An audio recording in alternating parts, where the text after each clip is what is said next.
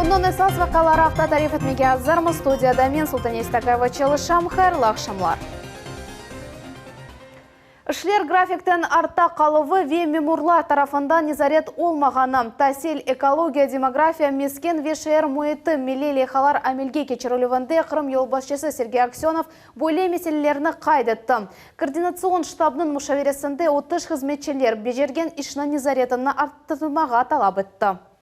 К сожалению, то есть есть зоны риска. Я вот с точки зрения кассового расхода смотрю по ситуации. Конечно, там 21% образования, кассовый расход 28%, это плавная экология, производительность труда 45%, жилье-городская среда 44%, здравоохранение 52% и так далее. Да. Культура и демография выше, но тем не менее БКД на вчерашний день по официальной ситуации был 31%. Но мы говорим физически, Минтранс докладывает о том, что исполнение в данном случае больше 80%.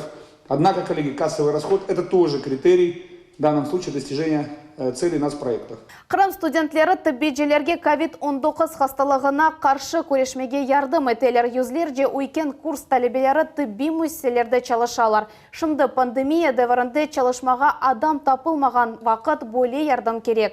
Bugün yarın özleri ekim olacak studentlerinin kıyın iş konuları haqda Naciye Isayeva'nın levhası. Kozlyuk, ekşer kolçak, ekşer maske ve bakilalar. Böyle ekipировка Aliye Çerkezova için kundeli korçaf toplama. Bu yaş mütihasının 3. vaktası iş arbi hizmetke benzey. Aliye korçala furbalarını pek teskiye sonra 7. şehir hastahanenin hekimlerinin beraberlikte kabul etivini başlay vesikalarını toldıra ve hastalarını baka. Основная работа и состоит в том, чтобы мы выполняли назначения врачей. И в течение дня, когда есть какие-то корректировки по назначениям, мы их выполняем. 6. kurs studenti Liliya Alimova ise koronavirüske karşı kureshnin saflarına yakında turdu. Kırmızı zonada hemşire olarak barda çalışıp başladı. Hastahane COVID gospitalge çevrilgen vakit Liliya iş düşünüp oturmadı, işini devam etti. Onun korantası da bu kararga kol tuttu. Да, никого не везут, мне уже можно развиваться. İş günü sabah 8'den başlana, işten son o kuvunu devam etti. Şimdi online formata geçti. Lakin Lilia'nın sözlerine göre en kıymetli ders bu tecrübeli hekimlerden yan yanaşa çalışmaktır. Şimdi onlara yardım etmek gerek. Я как будущий врач считаю, что каждый должен пройти этот этап, эту сложную ступень, чтобы понимать и оценивать наш труд. Da tünevin uyken kurs studentleri olgan yaşlar bugün ameliyat geçireler. Şimdi Kırım Cumhuriyeti'nin sağlık saklav sistemasına 500'den ziyade tıbbici student çalışan. Acili yardımda 69 student daha 8 adam observatorlarda.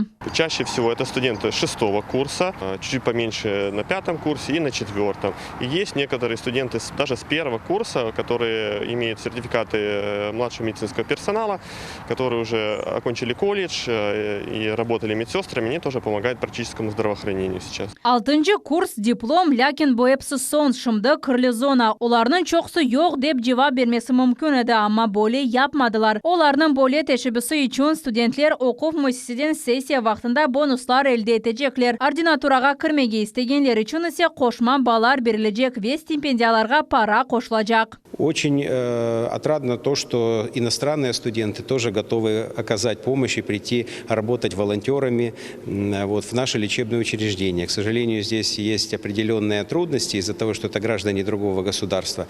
Поэтому мы все равно находим для них какую-то работу, для того, чтобы ребята, скажем так, оказали помощь и внесли вклад в развитие, в борьбу с коронавирусной эпидемией. Bundan da gayrı Kırım Cumhuriyeti ve Akyar'nın sağlık saklav sistemasında Kırım Federal Üniversiteti'nin 200'ge yakın ordinatörü ve 100'den ziyade ocası çalışan. Naciye Isayeva, Limsid Aliyev, Millet için.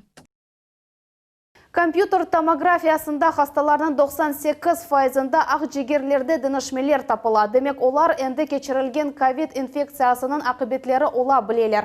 Kezlev hastahanesinde yana aparat ile çalışkan hekimler böyle neticege keldiler. Mevzunun devamı Elmas Ablakimova'nın levhasında. Kezlev şehir hastahanesinde endi yanı tomograf var. Aparat gece gündüz çalışa. Yon keçirici şavleliler organlarından keçe ve kat resimli ekranga çıkara. Misal olarak mana bu kafes kemikleri. Bundan son ise akciğer korunup başlana. Umumen diagnostika 45 dakika devam etti. Онкологические заболевания, заболевания дыхательной системы, На сегодняшний день это основной метод проявления пневмонии COVID-19. Томограф шерде бұрдане вемонда коронавирус хасталарындан ғайры башқалар да диагностика кечелер. График работы состоит так, что сначала идут пациенты либо подозреваемые, либо подтвержденным диагнозом COVID-19, затем после дезинфекции, положенной как по Санпину, проходят уже другие исследования. Это и головной мозг, и внутренние органы, и конечности. Донатмана адрес инвестицион программа бойынша сатын алдылар. Был закуплен модуль, специально приспособленный для компьютерного томографа и компьютерный томограф. Модуль стоимостью 14 миллионов, ну и компьютерный томограф стоимостью 38 миллионов. Бір күнде томографтан ковид хасталығы ола білген 20 хаста кече. Кемлер айтқанларына көре диагноз аман-аман епсінде таздықлана. Эльбас Аблакимова, Версен Фукала, Милет үшін Кезлев.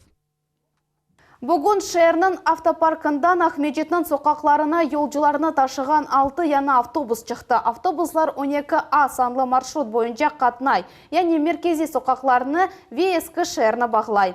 Техника yolcular ташылығы бойынша епісі талапларға толу шекілді ойғын. Бір автобусның фияты 5 миллион рублиге яқын. В рамках у нас получается соглашение между правительством Республики Крым и города Москвы.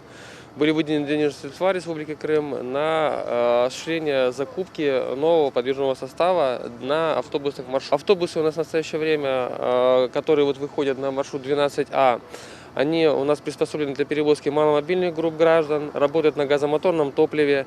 В том числе на них состоит система видеонаблюдения, система кондиционирования, отопления для удобства наших же граждан. Приморский қасабасында яны ялы кинарының весайыл пекеті иншаатларының абыданлаштырылығы екінленді. Ишлер Қырым ве Ақярның инкишафы деп адланған федераль масадлы программа черчевесінде алып барылды. Яны раатлық зонасына Ленуза Бурсиитова қимет кесті.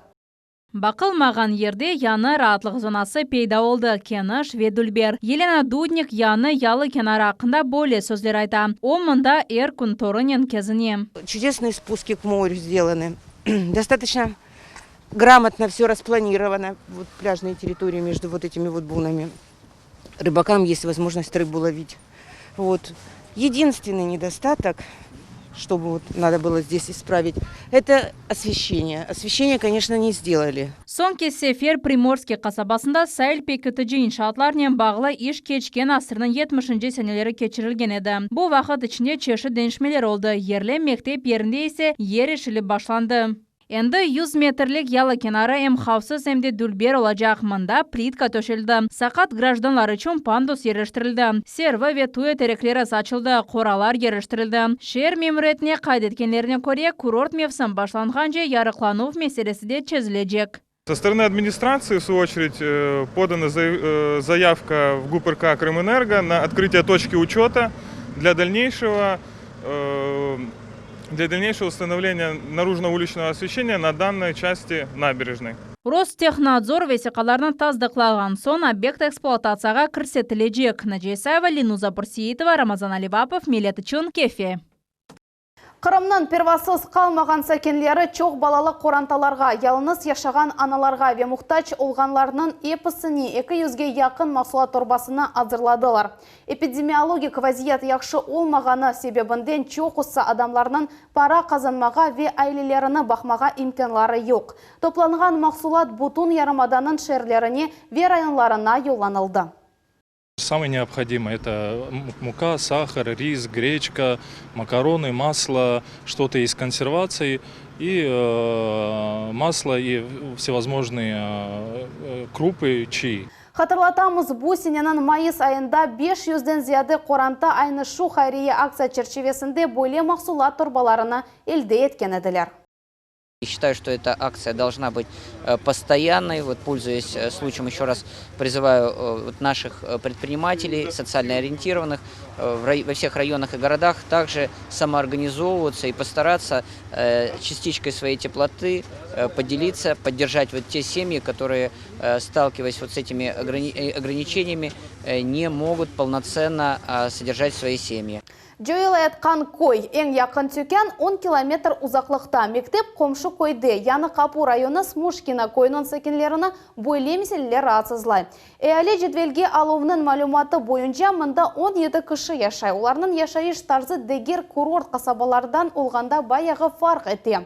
Телевизион тақымымыз Шымали Қырымға ел алды. Сабина Денеева девам еті. Саба күн доғыштан башлана, евде етмаға вақыт йоқ. Күнештің бірінші нұрларынен Сади Муединов азбарға чықа. Тавуқларына аш бере кемереде Мысыр Богданин сыйлав. Ев хочалығы бұйық дегіл, бұндан зедесі керек дегіл. Дей ойде чоқтан берлі яшаған еркішы. Ну, голов 50 барашек и голов 20 крупнорогатого скота.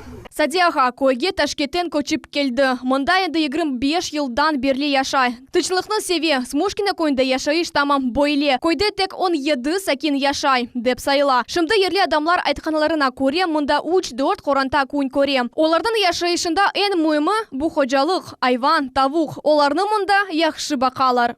Это двойня вчера катилась. Ахмезжетен 2 саатан зияде ел кечсен, Шымали Қырым тарлалары бетте бұ жойылатқан кой көруне. Кой бұйық елардан чете қала. Мұнда не шосы, не демир ел яқын қала.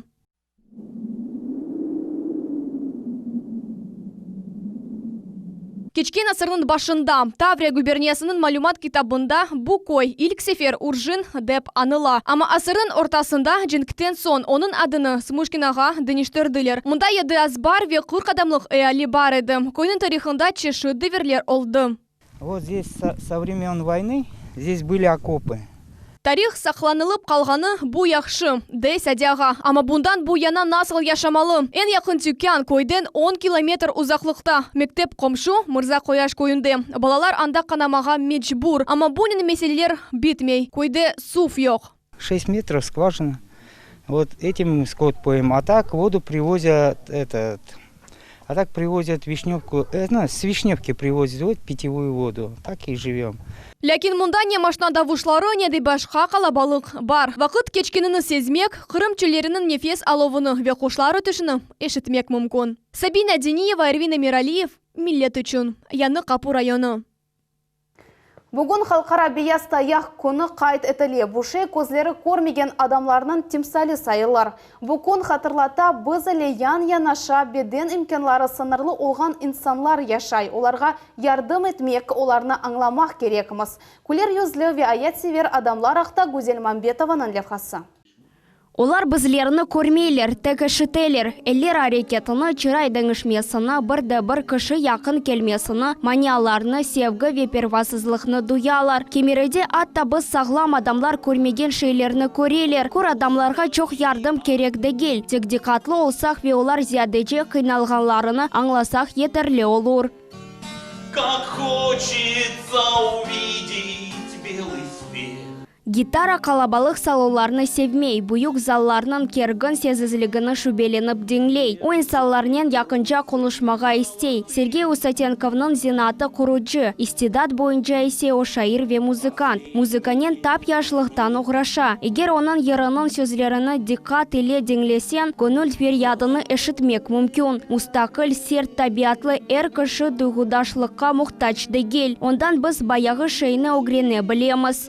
Так вдогонку мне говорит, как достали эти второсортные.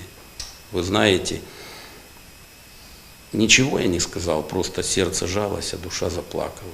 Приехал домой, буквально за 15-20 минут родилась песня. Сергей Усатенко чокусымыз үшін орнер ола білген инсан. Биден жиеттен имканлары сыңырлы олғанлар насыл яшамақ кереклігіні яқшы біле. Енді бірқат жылдан берлі Бахчисарайда бұтын Русия кор адамлар жемиетінде елбашчылық етті.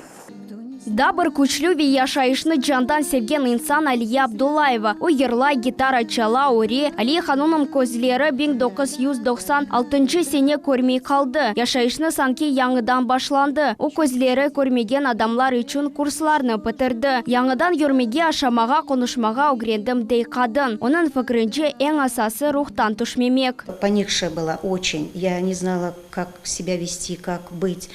Пойдешь туда, спотыкнешься. Думаешь, люди смеются. смеются. Поднялся у меня дух, поднялся, я хочу жить, пусть я буду слепая, я буду делать то, что я чему научилась. Бу адамларның әрекетлеріне баққанда олар бір шей көрмегені ақылына біле келмей. Эмиль Абдурахманов Бақчысарайның кор адамларыны жемиетінде ревизион комиссияның рейсі. Ойымды членгір үшінен оғрашып етіштіре. Онен берабер да 20 кіші чалыша. Эпосының беден имканлары сыңырлы. Эмиль аға айтқанына көре зенат бойынша үш тапмақ пек қиын. Үш бұйыруджилар сақатлар үшін шарайт яратмаға ве чапқаламаға истемейлер. Амма кор адамлар жемиетінде вақыт бір-бірінде ярдым етмеге тырышалар. Организация одна, считай, как крыша одна, под одной крышей. Тут уже никуда не уйдешь. И одновременно еще это, иногда вот стараюсь, когда ходишь в поликлинику или кто, спрашиваю, инвалиды по зрению или не инвалиды по зрению, и вылавливаю. Вот 2-3 я уже так выловил. А то до этого никто не знал даже, что у нас есть общество слепых. Бу адамларның яшайышны сыңырлы деп адлап олмасақ біле, олар күні чешет қиынлықларға раст келелер. Бүгінки күн жематымызның декатыны да бір керек көзлері көрмеген адамларның меселелеріне желпеті. Біріміз дүниямызны ве яшайышымызны біраз мераметліже ве оңайтлыжа ете білеміз. Гүзел Мамбетова, Саид Валиляев, Миллет үшін.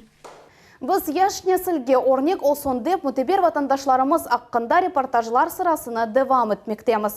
Бірінші бақыштан көрген енгілік артында исрарлы емек. Бүгін камерамыздың объективінде Кеманеже Сельсебил ансамблінің иштиракчысы Медине Мамбетова. Султания Бакал девам ете.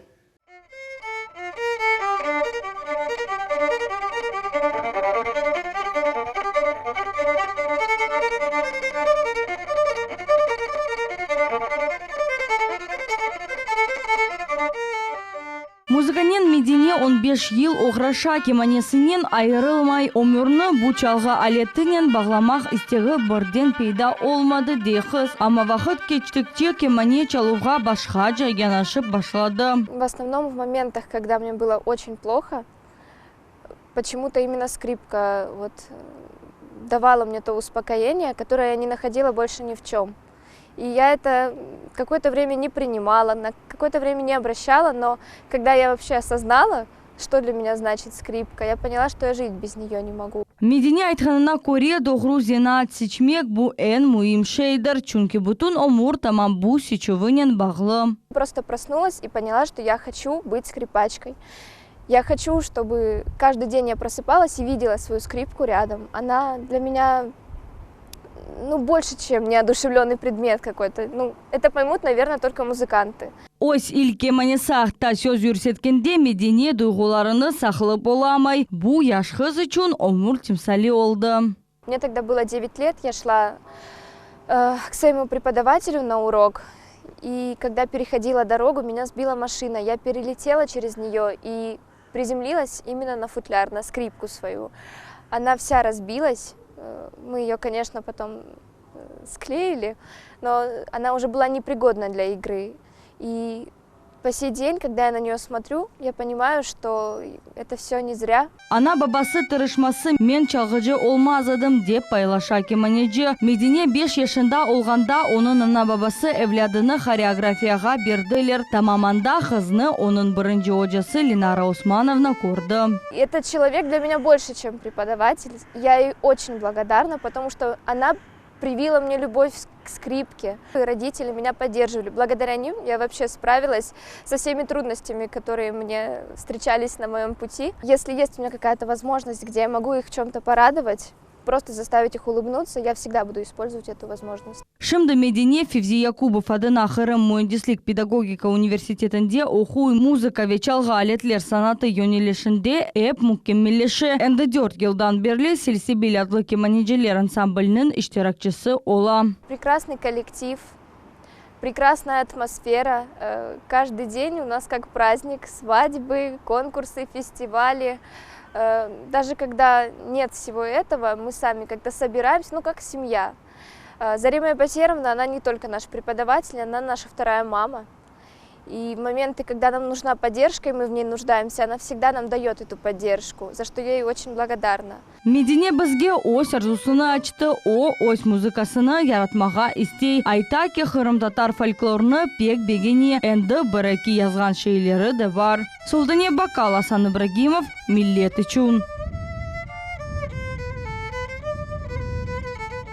Ратлық күнлері Миллет телеканалында Қырымның ИСАС информацион программасы Эр Жума ақшамы ве базар күнлері саат 7:30-та Айшы Шулакова нетижелер иле программасына қачырманыз. Крым ве Никарагуа якынча олдылар. Это большой существенный шаг в укреплении вообще позиций российского Крыма. Русиялы Крымда четел девлетнің ilk resmi vekiligi açıldı. Халқара танылууда буюкадым ве санкциялар о кадар коркунчлымы?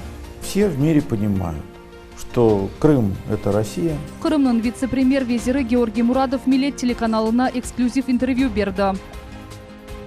Глобаль sıcaklık яда адамларның месулетсізлігі. Чтобы добыть нефть, достаточно иметь даже вот такую пластиковую бутылку. Алимлер Караденіздің сайлы янында 20 лекелеріні таптылар. Тансарайның реставрация ишлері девамында диварларда уникаль язылар тапылды. Кырымның ИСАС дихатқа лайық комплексінің реконструкциясы не вақыт екінленecek. Бүгінге bu episod хабарлар Миллет телеканалынан айрылмаңыз, хайырлы акшамлар.